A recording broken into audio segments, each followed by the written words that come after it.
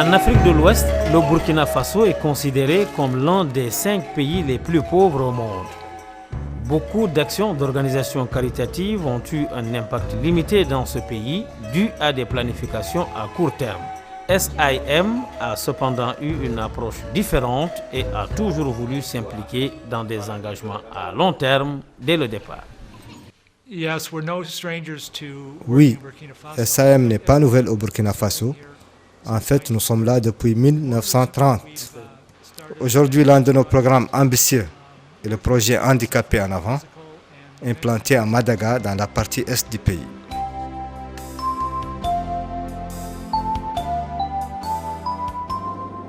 À 8 heures de route, au sud de la capitale Ouagadougou, Madaga se trouve dans l'une des régions les plus isolées du pays. Aujourd'hui, la ville n'a toujours pas d'eau courante, d'électricité ou de liaison téléphonique, mais ceci n'a pas découragé SAIM qui est là depuis plus de 50 ans.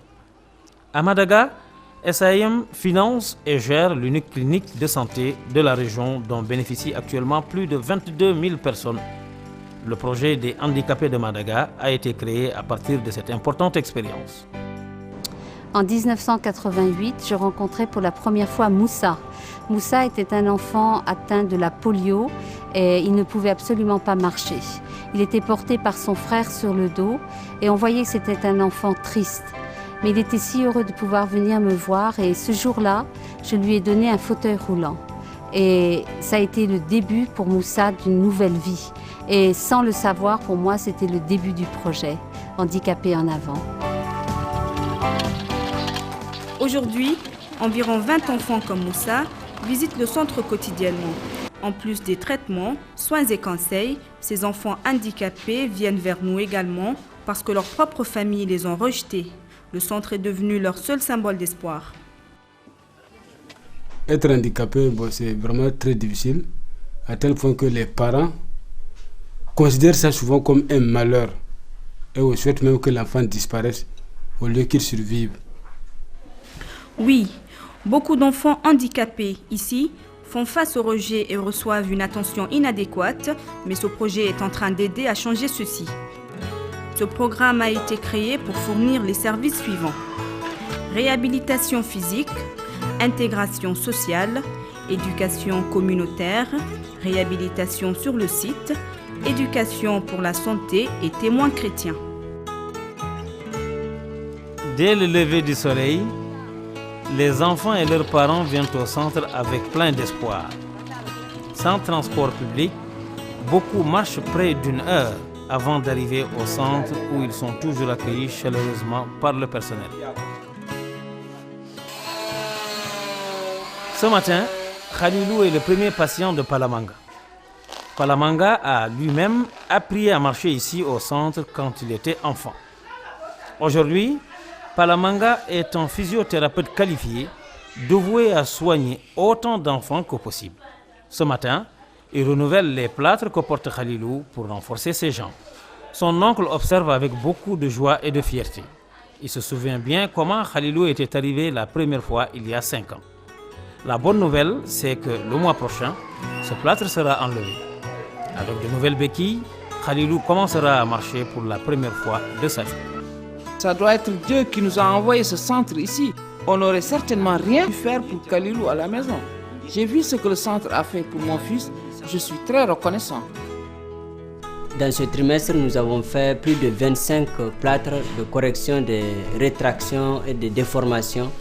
Ils ont vraiment tous eu un bon résultat. Les enfants qui étaient par terre sont maintenant debout. Souagim Pali était l'un des premiers patients du centre. Ayant honte de leur enfant handicapé, ses parents le cachèrent pendant 13 ans jusqu'au jour où l'équipe le trouva et le ramena. Désormais, après une seule année de thérapie, Souagim Pali et son ami David marchent tout seuls.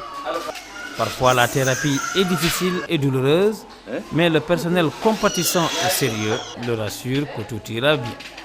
Le centre ne lui a pas seulement appris à lire et à écrire, mais aussi donner quelque chose que je n'aurais jamais pu lui donner, lui apprendre à marcher. C'est après ma venue au centre qu'on m'a encouragé à aller à l'école. Aujourd'hui, c'est moi qui veux poursuivre mes études.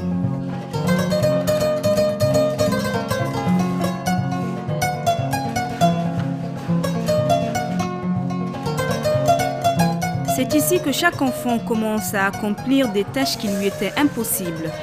Aujourd'hui, Pagidi est en train de construire son histoire personnelle en se mettant debout et Timothée mange de lui-même pour la première fois depuis que le personnel de santé a commencé un travail avec lui il y a 1 an. Mambagali et sa maman voyageaient 30 km pour atteindre le centre. Mambagali commença à marcher juste après 4 semaines de thérapie intensive. Pour célébrer l'événement, l'équipe a conduit Mambagali et sa maman vers leur village. Mambagali a décidé de marcher toute seule vers sa maison.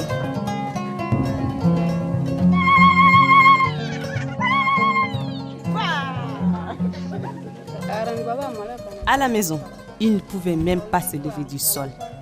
Mais quand le personnel l'a vu, il m'a assuré qu'il marcherait.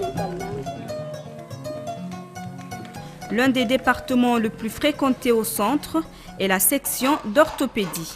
Ici, les béquilles indispensables et outils sont adaptés aux enfants pour qu'ils puissent entreprendre les mouvements de la vie quotidienne. Aider les enfants à marcher a donné au centre une réputation nationale. Cependant, il y a d'autres situations qui ne sont pas aussi simples. Yumpabou a contracté le paludisme étant bébé et son cerveau a subi des lésions. Après 8 ans de travail commun, ils ont découvert que Yumpabou aimait les ordinateurs. Aussi, un outil spécial a été confectionné pour lui permettre d'utiliser un clavier et exprimer ainsi ses pensées et sentiments. Au fur et à mesure du développement de ses capacités, Yumpabou s'est également intéressé à d'autres formes d'expression. Il a commencé à dessiner. Les contacts fréquents du personnel avec ses parents ont facilité l'acceptation de l'enfant et de ses nouvelles compétences par ses parents. Et quand Yumpabou n'est pas au centre, son cousin ainsi que son ami qui s'est vu amputé d'une jambe prennent soin de lui. Ensemble, les 3 enfants ne perdent pas de temps à se plaindre de leur sort. J'ai remarqué un grand changement à lui, surtout avec ses nouveaux amis. Et voir ça constitue la plus grande joie pour n'importe quel papa, et surtout pour un papa d'un enfant handicapé.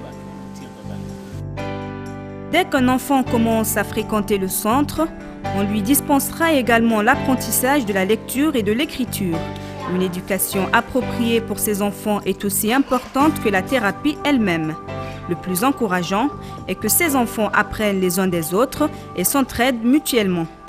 Sylvie a 8 ans et elle a récemment appris à parler à ses parents, ce que ses parents pensaient impossible. Aujourd'hui, Sylvie rayonne.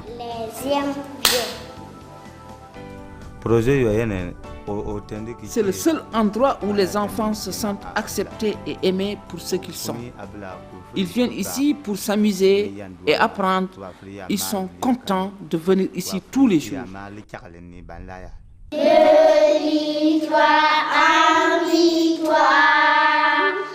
Les enfants, en apprenant à lire et à écrire, alors ça leur permet d'abord donc ils ont d'autres idées, ils découvrent une autre vie active dans la vie et ils apprennent autre façon de vivre avec les autres, même étant handicapés et sans aucune différence. Djaldjeliba pouvait exprimer aucun message. Aujourd'hui, il peut communiquer suffisamment avec son entourage. Sans cette assistance, Djaldjeliba aurait dû faire face à une absence de communication et un isolement. Quand j'ai appris qu'il avait perdu la parole, c'était très difficile à accepter.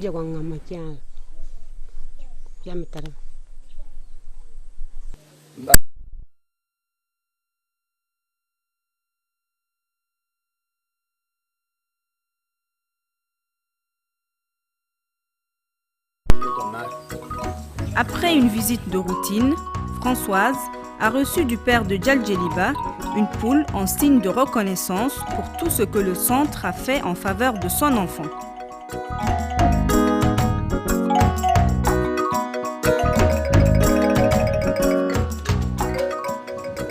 Les photos et les livres sont des outils efficaces pour encourager, motiver et informer ces jeunes curieux sur le monde dans lequel ils vivent. Les objectifs du centre sont d'intégrer autant d'enfants handicapés que possible dans des écoles publiques. Ici, l'enfant handicapé commence à se sentir comme une partie intégrante de sa communauté, alors que les autres élèves apprennent à comprendre et respecter leur nouveau père.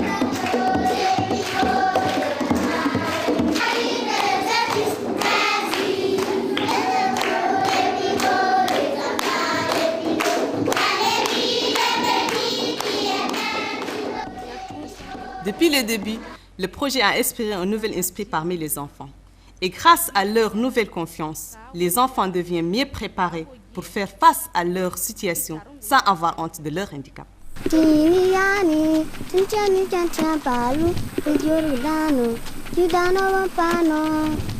Outre enseigner à ses enfants à marcher, lire et écrire, le projet a également promu des activités génératrices de revenus. Sécher les mangues, par exemple, peut être une affaire lucrative. Les recettes couvrent certaines dépenses du centre et fournissent aux travailleurs handicapés un salaire raisonnable qu'ils apprennent à gérer. Le centre n'a pas seulement appris à Mariama à marcher, lire et écrire, mais elle a également reçu une tricyclette et bénéficie d'une formation pour devenir couturière. Certes, le centre m'a aidé à aller marcher, mais il m'a aussi donné un métier qui restera mien pour le restant de ma vie. Elle a des amis maintenant et elle s'est intégrée sans grande difficulté. Également malade de la polio, Toto a appris la menuiserie et emprunté de l'argent pour démarrer une affaire de tamis. Il a déjà commencé à rembourser son prêt avec ses bénéfices. Ça a été un grand changement dans ma vie. Je me sens moins dépendant. J'ai plus de confiance à vivre avec les autres. Maintenant, il a beaucoup d'amis. Et j'espère qu'un jour, il fondera une famille. Yantima, il s'est cassé un bras en jouant. Il a entendu parler du centre. C'est là qu'il a commencé à aller à l'école et il a appris le jardinage. Si le centre n'existait pas, je pouvais être un mendiant ou d'autres choses. Mais au nom du centre, ma vie a changé.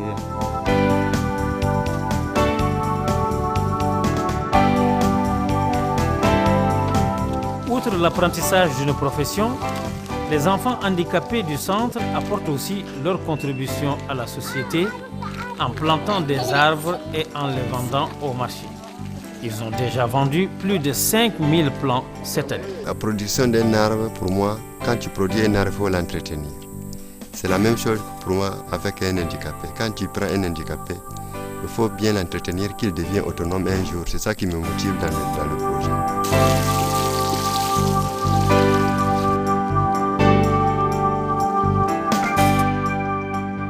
Kampadi Lamba, une victime de la polio, a bénéficié d'une formation en art. Aujourd'hui, il gagne un bon salaire en vendant son art aux touristes dans les grandes villes. L'expression à travers l'art n'est pas seulement une issue idéale pour les enfants handicapés, mais leur travail a apporté au centre une image plus colorée à présenter au monde extérieur.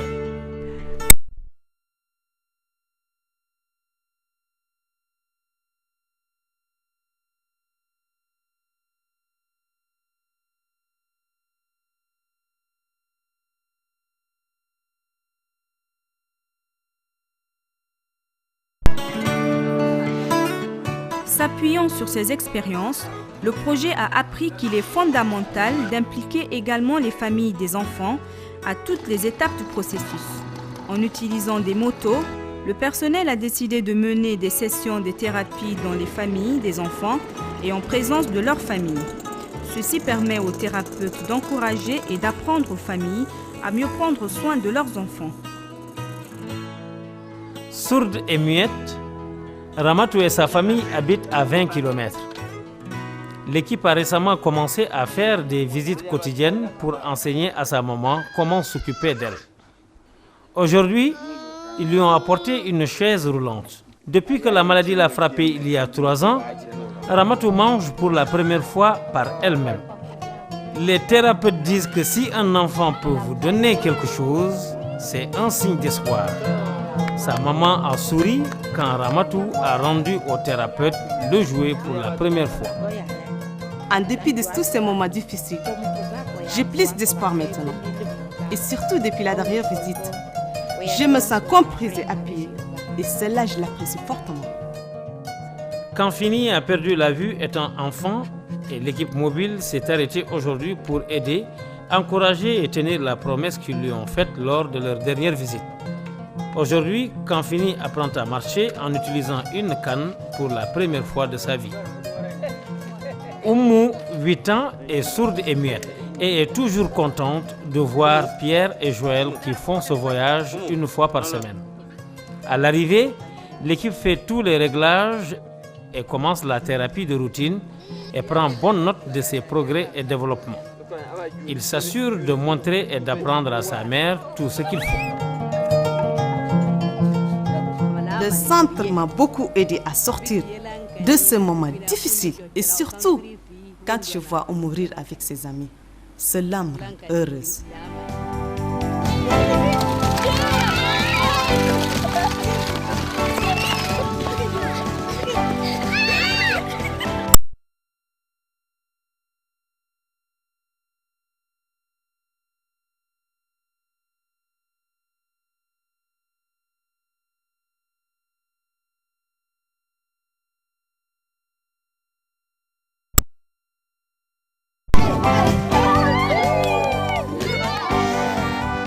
Sans le dévouement et la confiance des amis et donateurs, le centre ne serait pas ici aujourd'hui. Parmi les dons généreux, ces panneaux solaires, de nouvelles chaises roulantes, l'équipement, véhicules, formation et bien plus. L'équipe du centre est formée de 20 employés dont le dévouement à servir Dieu est apparent à travers chaque enfant qu'ils soignent. L'équipe se réunit chaque matin pour partager, encourager et dévouer le jour au service de Dieu. Ils savent aussi que chaque enfant a besoin de l'amour de Dieu et prient pour que ces enfants quittent le centre, conscients de l'amour et la grâce de Dieu. Au cœur de ce programme, il y a un serviteur dévoué qui a entièrement consacré ses dernières 18 années à cette communauté. Le dévouement de Françoise Pédo à vivre sa foi a laissé un impact profond sur l'ensemble de la communauté. Comme sage-femme depuis 20 ans à Madaga, elle a effectué des milliers d'accouchements avant d'accepter le défi de prendre la direction du centre des handicapés. Dieu n'a-t-il pas connu mes voies, n'a-t-il pas compté tous mes pas? Ce verset dans le livre de Job est un verset qui m'a conduit pendant toutes ces années de vie en Afrique. Et je vois vraiment comment Dieu a conduit toutes ces années. Nous sommes dans une situation difficile, mais malgré tout cela, j'ai vu vraiment la fidélité de Dieu et vraiment son amour pendant toutes ces années. Et aussi de voir combien il ouvre toutes les portes qu'il faut, qu'il met les personnes sur notre chemin qu'il faut pour continuer à persévérer. En pensant au futur du projet, à la durabilité du projet, il est vraiment important d'investir au sein de notre équipe burkinabé, notamment dans le domaine de la formation formelle et en particulier au niveau de la gestion, au niveau du leadership et au niveau de la formation continue dans les différents domaines spécifiques au travail parmi les personnes handicapées. Le potentiel est énorme, les besoins et les attentes sont grands. L'impact de toucher beaucoup de vies est vraiment à notre porte.